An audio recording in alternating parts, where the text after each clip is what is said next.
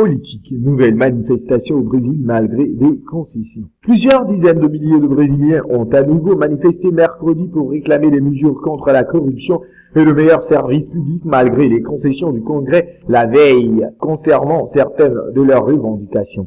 Les manifestations de mercredi ont été toutefois d'une moindre ampleur que celles de la semaine dernière. Le 20 juin, 1 million de Brésiliens étaient descendus dans les rues de différentes villes. La police déployée en nombre avait fermé le centre de Brasilia à la circulation mercredi avant les défilés. Les manifestants ont lancé des ballons de football par-dessus les cordons policiers en direction du Congrès-Parlement pour protester contre les milliards de réaïs injectés dans la construction de stades après le Mondial 2014 que le pays organise. À Belo Horizonte, troisième ville du pays qui accueillerait la demi-finale de la Coupe des Confédérations entre le Brésil et l'Uruguay, 40 000 personnes selon les chiffres des autorités ont manifesté pour l'amélioration des systèmes éducatifs et sanitaires. Cible de jets de pierre, les forces de l'ordre ont riposté à coups de grenades lacrymogènes. Sur une bombe déployée du haut d'un pont, on disait FIFA go home. Or, le président de la FIFA, Sepp Blatter, assistait le même jour à la rencontre Brésil-Uruguay et le demi-finale de la Coupe des Confédérations qui s'est soldée par la victoire 2-1 des Brésiliens. À Recife, dans le nord-est du Brésil, 2000 personnes ont défilé dans le calme pour dénoncer la corruption.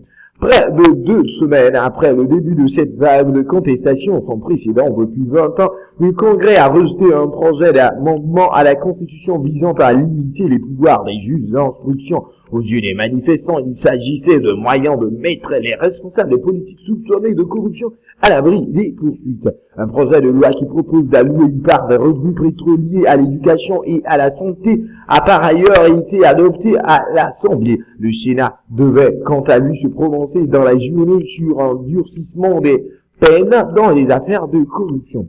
Le projet de référendum malmené. Nos représentants écoutent désormais le peuple. Nous sommes en train de créer une nouvelle conscience politique. C'est félicité Amanda Caetano, porte-parole d'un groupe baptisé Trocitrum.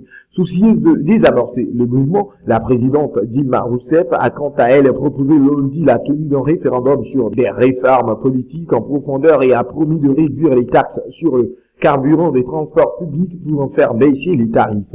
Leur augmentation est à l'origine de la contestation. Elle a toutefois renoncé mardi soir au projet de référendum après les réserves émises par les élus et les juristes qui lui ont contesté le droit d'amender la Constitution sans en passer par le progrès. Le Parti des travailleurs auquel elle appartient et les autres composantes de la coalition gouvernementale réfléchissent désormais à la tenue d'une consultation avant la fin de l'année qui serait précédée d'un débat parlementaire, tout en promettant de réprimer la minorité violente qui s'est livrée à des pillages et au sucage de certains bâtiments administratifs. Dilma Rousseff a salué l'esprit démocratique de la plupart des manifestants. Elle a promis 50 milliards de réaïs, 17 milliards d'euros, d'investissements supplémentaires pour répondre aux doléances de la population dans le domaine des transports publics et propose de faire venir des médecins de l'étranger afin d'étoffer les effectifs de la profession. Le ralentissement de l'économie brésilienne laisse cependant assez peu de marge de manœuvre budgétaire à Dilma Rousseff et il est peu probable que les manifestants constatent rapidement des améliorations dans leur vie quotidienne.